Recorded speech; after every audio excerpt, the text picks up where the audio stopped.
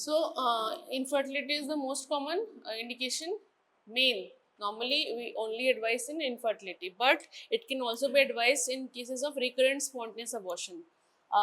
Suppose we have done all the investigation in the patient of RPL, recurrent pregnancy loss, but we are not able to find the cause. So, in that case, to find the cause of any polyp or intramural fibroid or submucous fibroid is present or not, or any abnormality in uterus is present or not, that's why you can do HSG, congenital anomalies of uterus, to confirm it.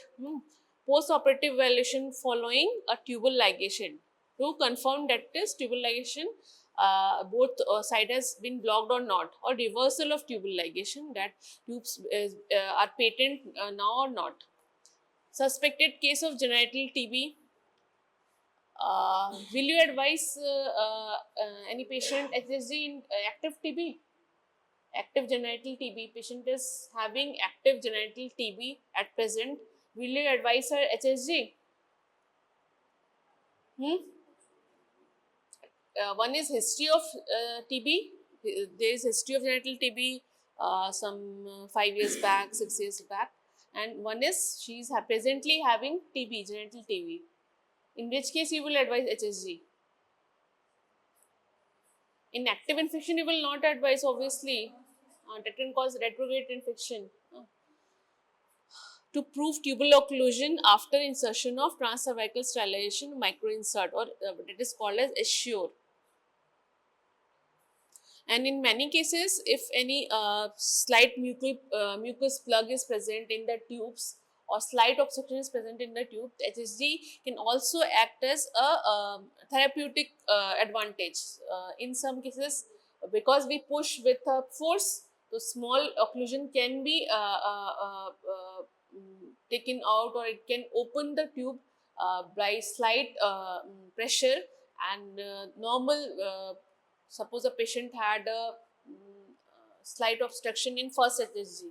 You did a second HSG after say 3-4 years, and in this HSG, during this HSG, the mucus plug was dislodged and the tubes got open.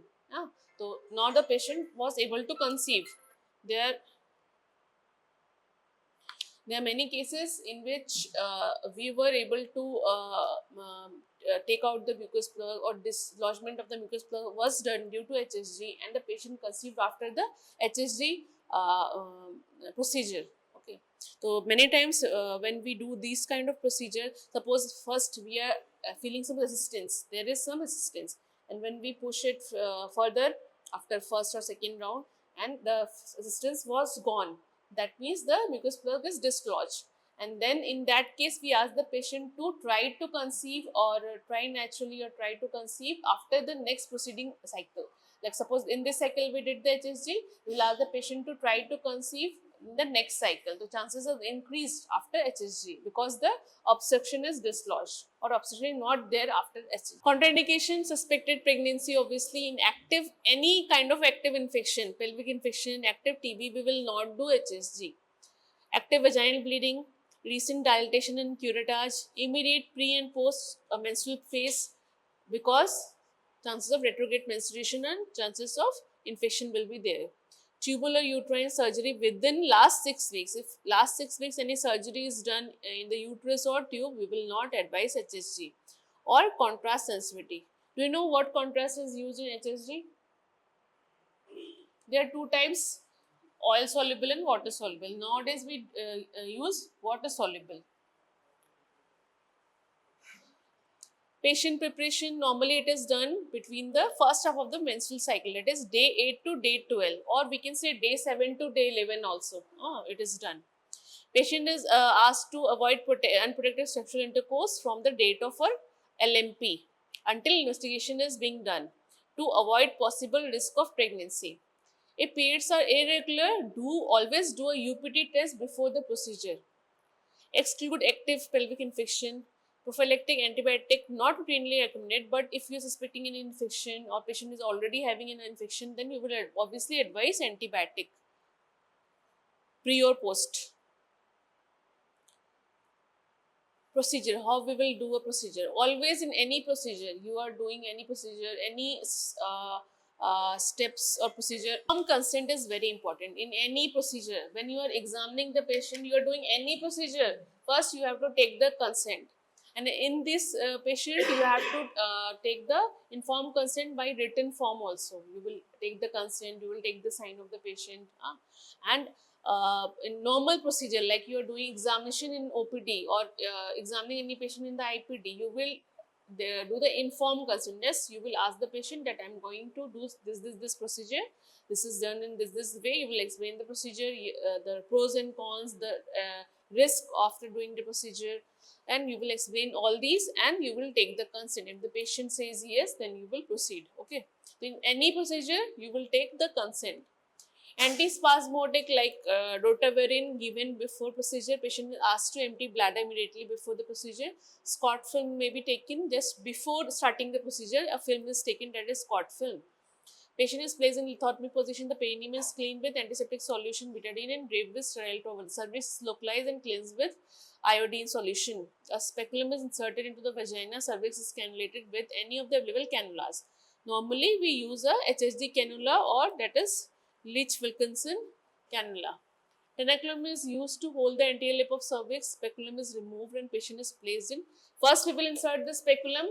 We will localize the cervix, hold the cervix with the tenaculum or Ellis forceps. Then we will insert the cannula, the tip of the cannula. I will show you later on. The tip of cannula is conical. So we will insert it, fix it. When it is fixed, then we will take out the your cuscos, okay, or sim speculum. You will take out the sim speculum. Then we will leave the HHD cannula in the cervical canal, and we will take the dye. Normally we take 10 ml syringe, or we can take 20 ml syringe also, and we will slowly insert the dye. First we will take the Scott film, that is without any dye. If any artifact is present in the Scott film and it is also present in after the HHD after insertion of the dye, that means it was already present. That's why Scott film is taken. Suppose a whitish something is there that was present in the Scott film, that is not due to HHG dye, that is already an artifact. Okay, that's why Scott film is always taken pre-procedure. 4 spot films are taken. 3 ml contrast to fill the uterine cavity, and another 3 ml to fill the tube. Normally, we require 10 ml. Around 10 ml, the procedure is done. 4 spot films are taken. Additional oblique views may be taken for optimal visualization of pelvic pathology in tortuous fallopian tubes. After end of the procedure, antibiotic course may be given, and informed about the vaginal spotting can be there for 1 to 2 days. Complication, there can be pain, infection, bleeding, vascular lymphatic intravasation, vasovagal episode. Patient can go into shock, pregnancy irradiation. Obviously, pregnancy, we can't do SHG because it is a form of X-ray. It is contraindicated. Allergic reaction to the dye can be there. Uterine perforation can be there. First report on HSG using oil-soluble contrast. Earlier, the Colagil or Lipidol was used earlier, or that is all soluble. But nowadays, water-soluble dye is used. In water-soluble dye, there is a meglumine diatrizoate, that is urographin is used. Short form urographin is used nowadays. Ampullary rugae clearly visualized, gets absorbed within hours, does not leave residue. Ganglion formation are rare. Pain persists after procedure. Prompt demonstration of tubal patency. Delayed film not needed. Widely used and preferred. This is the preferred. Okay. And in the lipid soluble form, there is delayed absorption, risk of lipogranuloma formation in case of tubal block or hydrocephalus, intravasation of contrast, and possible risk of oil embolism. And there was also need of delayed film. That's why it is not nowadays used. This is used nowadays. Water soluble contrast. So this is the Leach-Wilkinson cannula, or normally called as HSG cannula. The tip is conical. Oh, spiral shaped conical is there. Okay, and we will insert the dye from this end. This is the tenaculum or Ellis forceps can be used. Pegas dilator to dilate the cervix. Speculum or sim speculum is used, and sponge holder can be used to clean the area with betadine. Different types of cannula used. Leach-Wilkinson is normally used. Acorn tip metallic cannula can be used. Cervical vacuum cup or pediatric Foley's catheter also generally used. The two things we normally use in from these. First is the Leach-Wilkinson cannula that is used here, and other is pediatric Foley's catheter. It is 8 fringe catheter is used. Here it is 6 written. Normally we use 8. The pain is less in using pediatric Foley's catheter, and pain is more in using this cannula. But because this is, you have to use new catheter every time you are doing HSG, that's why it is costly, and it is less costly because single cannula can be used in every procedure. This is the vacuum cup cannula. This is the Acorn tip metal cannula. This balloon catheter. Now coming on to the films. This is the normal HSG film. The uterine cavity shown during HSG. This is the first we will, whenever you see HSG film, you will see the where it is taken. Okay, this is the pelvis. This is the pelvic bone. You can identify behind is the spine. Okay, so you will start from here. This is the cannula, tip of the cannula. This is the cervix. So you have to see whether cervix is normal or not. Here it is normal. Normal cervix is there. Now you will see the uterine cavity. Any space filling defect is there or not? Any abnormality is there or not? No, this is normal. The uterine contour is normal. These are the cornua, and these are the thinner the fallopian tubes, and this is the peritoneal spillage on the both sides. Okay.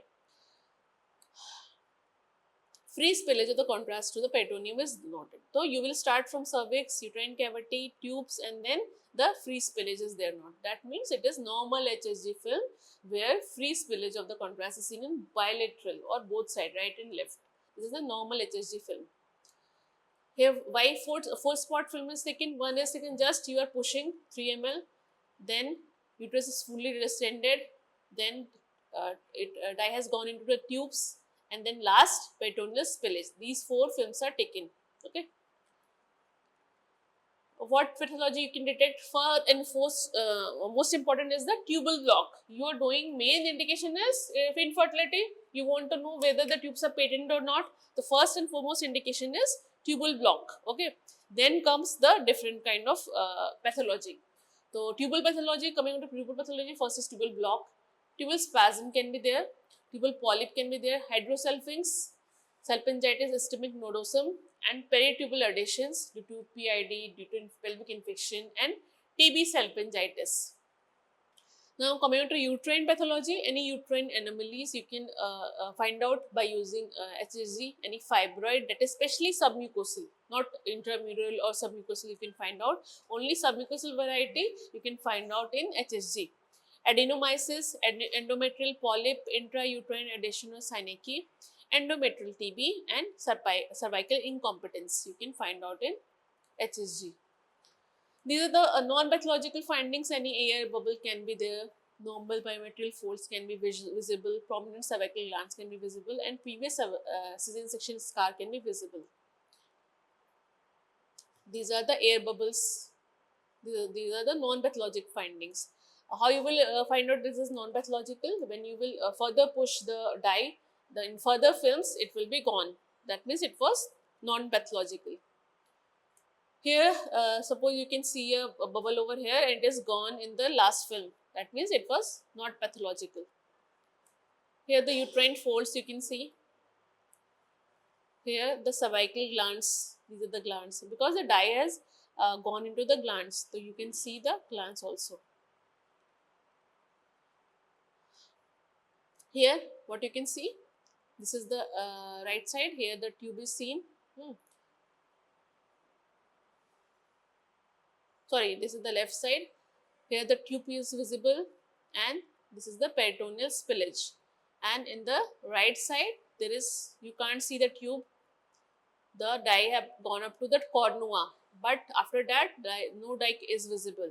Okay, so this is right side cornual block. Okay, here can you see tubes? You can see cervix, you can see uterine cavity. Can you see the tubes? No. Can you see the peritoneal spillage? No. So, no peritoneal spill is seen on either side, and you can't see the fallopian tubes. This is cornual block.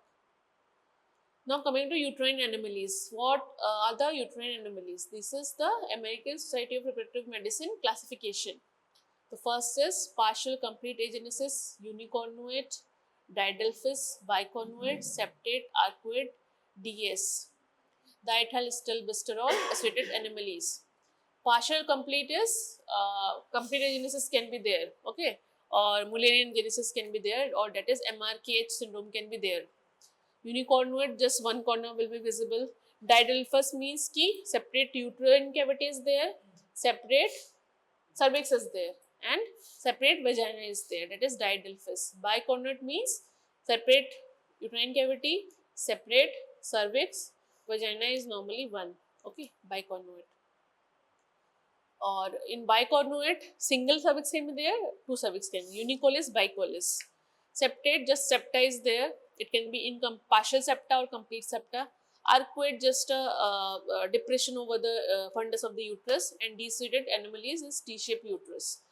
Here it is a unicornuate. There are four different types of unicornuate uterus. One is one horn. There is communicating horn. The horn is communicating. This is the unicornuate uterus, normal uterus, but this the horn is communicating. The cavity is communicating with this one.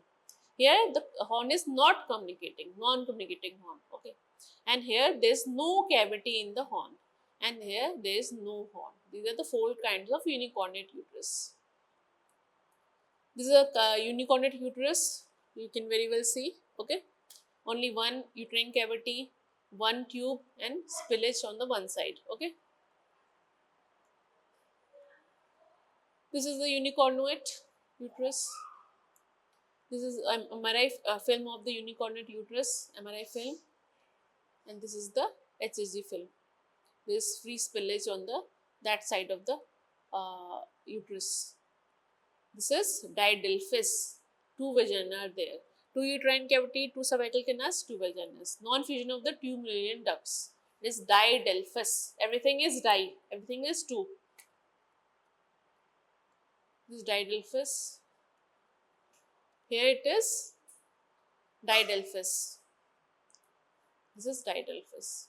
But you can't confirm by just seeing the HSG that is didelphys or bicornuate. You have to do the other finding also. You will do PV examination, you will do MRI, then only you will confirm the uterine anomalies. Uterine anomalies can't be confirmed only on basis of HSG. It's just a supportive investigation. Okay, you can suppose you see the same thing in the MRI, then you can get confirmed this is the didelphys or bicornuate or unicornuate. But this is not just a confirmatory investigation for the uterine anomalies. For uterine anomalies, only the confirmatory is MRI plus laparoscopy can also be required. Okay, or in case of septate uterus, hysteroscopy is required. This is bicornuate unicollis. Only one cervix is there. This is bicornuate unicollis uterus. Only one cervix is there. In HSG, there is confusion between two things: bicornuate and septate uterus. So, how you will differentiate between the two on HSG film? This is not the confirmatory, but you can just do the provisional diagnosis that this is the bicornuate. The angle between the two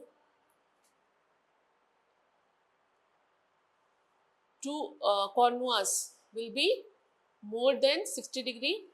The distance between the two cornua will be more than 4 centimeter.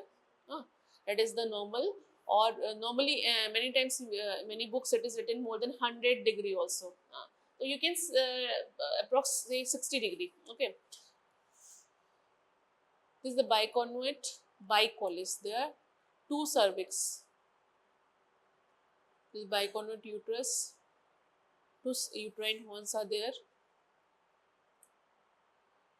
This is a bicornuate unicollis. In many books it is written 100 degree. Okay. So normally we take 60 degree. Okay, 60 degree. And in books it is written 100 degree and 4 centimeter distance between the two. This is this distance is more than more than 5 centimeter, and the angle between the two cornua is more than 100 degree. This is bicornuate.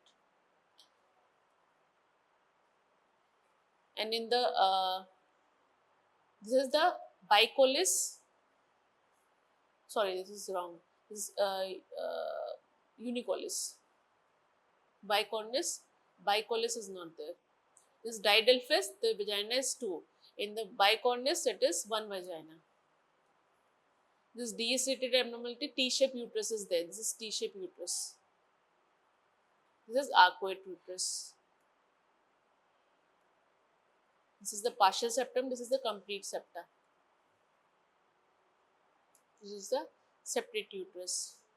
So, in the septate uterus, the angle between the two horns will be less than 60 degree, and the distance between the two cornua will be less than 4 centimeter. Okay.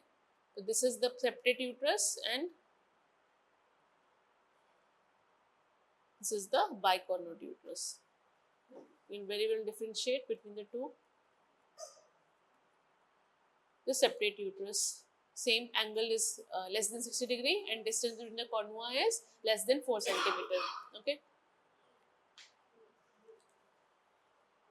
Bicornuate, how you will differentiate? Fundus indented, cavities widely separated, more than 100 degree, partial fusion of main duct is there. Septate, normal external surface, cavities are outside, it will be normal, but here when you will do laparoscopy, you can see separate cornuas or separate your uterine cavities and uterine horns will be visible. But in the septate, normal external surface will be there, only internal will be different. Only septa will be there when you will do hysteroscopy. Cavities are close together, defect in canalization with the option of midline septum between the mammalian ducts. That's why this is septate. This is the adenomyosis. Normally, we don't diagnose adenomyosis on the basis of HSG, but this is one film. Here you can see irregular outline of the uterine cavity, multiple diverticulum are there. This is the fibroid uterus, submucous fibroid, multiple filling defect is there. Here you can see submucous fibroid here.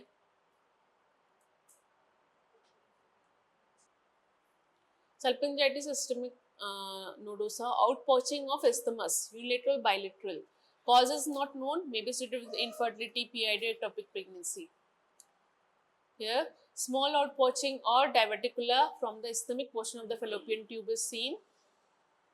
It can be unilateral or bilateral. Here you can see small outpouching. This will not be given in your exam.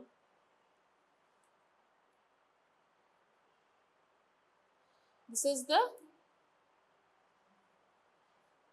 normal uterus, but it is visible, being visible like unicornuate. That you can differentiate by oblique view of the X-ray. Then you can confirm this is unicornuate or normal uterus is there. Here the right oblique spot radiograph shows dilatation of the ampullary portion of the right fallopian tube. This is dilatation. And left fallopian tube is normal in caliber. This is normal in caliber. This is normal in caliber. And here it is, dilatation is there. Mucosal furrow visible in the ampullary portion of both fallopian tubes, a finding that helps confirm the presence of contrast medium within the tubes. This is bilateral hydrosalpinx. If the same finding occurs in TB, genital TB, then it can be also called as tobacco pouch appearance. Tobacco pouch appearance. There are multiple different appearance in TB, genital TB, that you will have to memorize the names and see the findings, because it is very common in the which exam? NEET exam, your MCQ exam. It's very common question. This is the hydrosalpinx, right hydrosalpinx. This is the left hydrosalpinx. The tube is dilated due to infection. It is filled with pus or fluid or blood. This is the bilateral cornual block. This is bilateral hydrosalpinx. This is depression of the uterine fundus, that is arcuate uterus. Here submucous myoma is there, and here a tubal block. You can't see any peritoneal spillage on the both side. Here it is a tubal polyp. Here some space filling defect is there, small. This is tubal polyp. Here also there is tubal polyp. This is left side hydrosalpinx. and here right tubal ligation. Both side tubal ligation is there, but one side tube side dilated and it is left side hydrocephalus. This is post, there is previous history of tubal ligation. Then in that case you can get these kind of picture. This case of tubal ligation, because dye does not go beyond this point. The dye does not go beyond this point. This is a case of tubal ligation. This is a round collection of contrast media adjacent to the left fallopian tube, of finding that suggests peritubal adhesion. That means the dye went through the fallopian tube. It was spilled in the peritoneal cavity, but because of the adhesion surrounding, it was not able to go all over the peritoneal cavity. It is localized in a round form, that is due to peritubal adhesion. Many times when we do the surgery of these kind of patient, we will see pseudocyst formation because of the peritoneal and adhesion, fibrosis. There is pseudocyst formation. This is supposing that only. Synecdoche, intrauterine adhesion, post-curettage and infection. Synecdoche are most common in cases of a patient gives history of multiple dilatation and evacuation. If patient had multiple D&E operations previously, like suppose a patient had multiple abortion, she went to D&E in each of the abortion. So suppose she has 3 abortions or 4 abortion, and every time she did a D&E or DNC. Specifically DNC, curettage. The adhesion, possibility of adhesion increases after the curettage. And in cases of any infection like PID, like tuberculosis, these all can cause uterine synecdoche, intrauterine synecdoche. There is linear filling defect arising from one of the uterine wall, multiple synecdoche, infertility. If multiple synecdoche is there and also infertility is there, it is also known as Asherman syndrome. A patient having multiple uterine synecdoche is infertile. That syndrome is known as Asherman syndrome. This is a picture of synecdoche. There is oval filling defect. This is also a synecdoche. Many times we also call it as honeycomb appearance. This is not honeycomb. There will be multiple synecdoche. Then only you will call as honeycomb appearance. Asherman syndrome, honeycomb appearance can be seen. Here the corneal spasm of the left side is seen. The left corneal spasm is there. Achha, right and left will be written in the film. You don't have to judge and write. Many times there will be different right, there will be different left. You must be saying, I'm saying right in one film, left in one film, because it is written in the film. While doing the film, they will label it, right? R. Have you gone to X-ray room? They have some alphabets there. R, L, and upper, lower. So they will label the X-ray then and done only. And then number also, they have number. Now it is digital, but earlier they used to give the numbers. They will place the number of the X-ray film and then the X-ray was taken. So the right and left is decided according to the film, whatever film they are giving.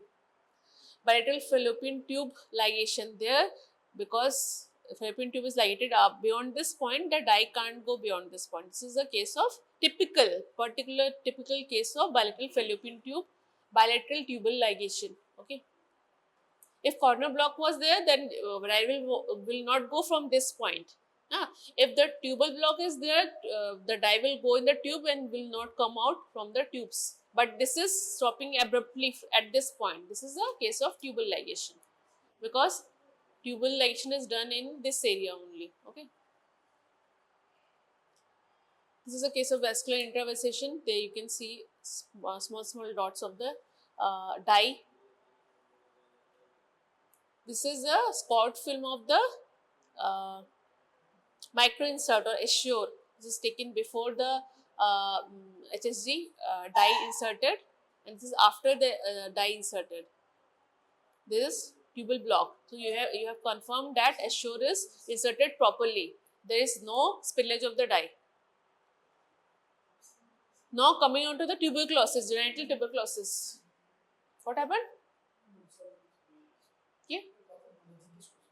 Ki bolo. A genital TB. Okay. So there are different appearance. This is a tufted tube appearance or rosette-like appearance. This round and round structure. This is a cotton wool appearance. Okay. This is a cotton wool appearance. This is beaded tube appearance. Multiple constriction along the tube gives rise to this beaded appearance.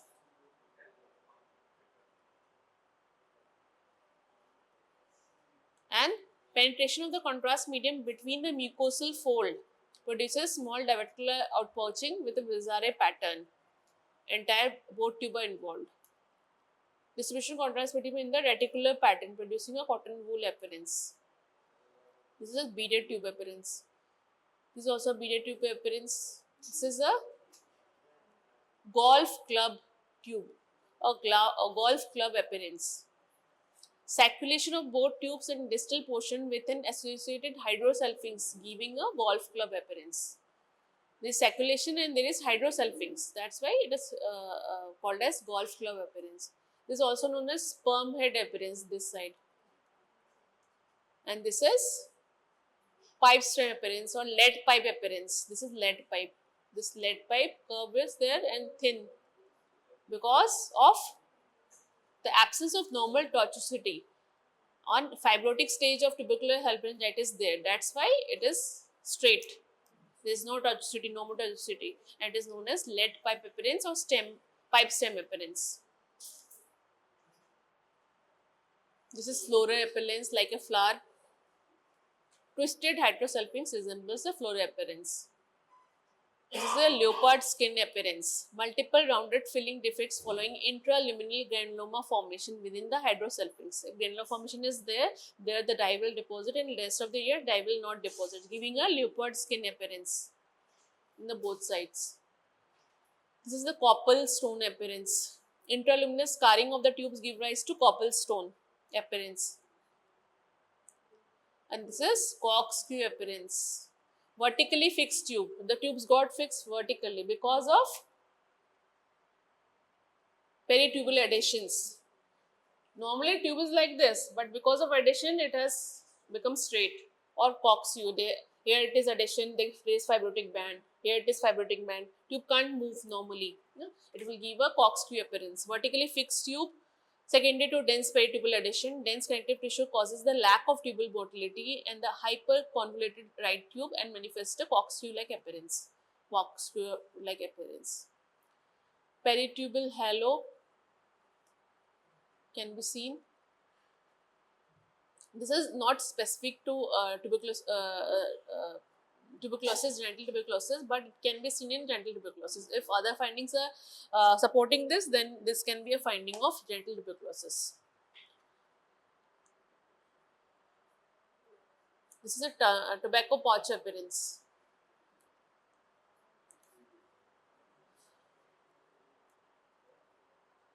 This uterine cavity is normal in shape. Terminal sacculation are seen in both tubes. This is A.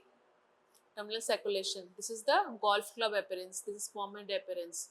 And here there is extensive synecdoche formation and obstruction of the left tube. Here the ostia are obliterated, here the whole of the tube is obliterated and intrauterine synecdoche is there.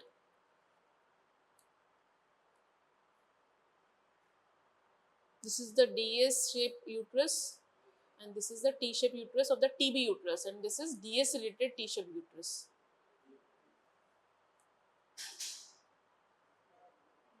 In here you can see normal spillage of the dye, but uterus is not normal. Here you will not see spillage of the because there is block due to tuberculosis. Okay, this is TB uterus and this is DS related T-shaped uterus. This is trifoliate shaped uterus due to adhesions. This synecdoche formation at the uterine borders and partial obliteration of the fundus produce a trifoliate-like shape. HSG is minimally invasive as compared to laparoscopy, superior to laparoscopy for detecting intrinsic tubule and uterine pathology. False negative rate due to undetected peritubular adhesion, incomplete filling of the dilated hydrosalpinx. False positive rate due to tubal spasm, inadequate contrast injection. Suppose HSG is confirmatory that the tubes are okay and this bilateral spillage of the dye, that is confirmatory. You don't need to do laparoscopy in each case. But suppose HSG shows the one side block is there or both sides spasm is there, then you have to go to second modality, that is the laparoscopy, to confirm the diagnosis if block is there or not. And suppose submucous myoma is there, there is filling defect, but you have to confirm that if patient having bleeding PV, any other abnormality, then you will have to confirm that with hysteroscopy. This is just an investigation of choice for mainly infertility. Other, it is just a supportive investigation.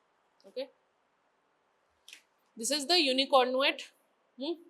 सब pass on कर लो, सब पास में आ जाओ, सब खड़े हो जाओ, ये से देख लो कितने खड़े हुए, आ जाओ पास में आ जाओ. You can see here, this is the right side. तो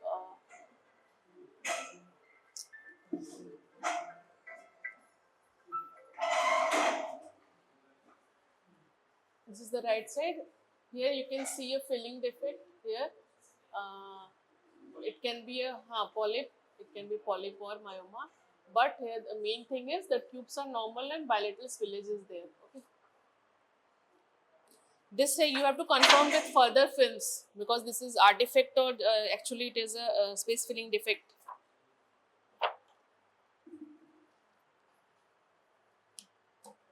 Here you can see a space filling defect, but this was not present in this film. Here, this side the tube is there, side spillage is there, and the left side there is block. Okay, this block. Cervix is normal, uterine cavity is normal, tubes are normal. Here, here also tubes are normal. Spillage is seen in this side also. This side also. This is normal. Actual film, we don't have that abnormality because these are the film of the actual patient. Abnormalities are very rare, and so we don't have actual films.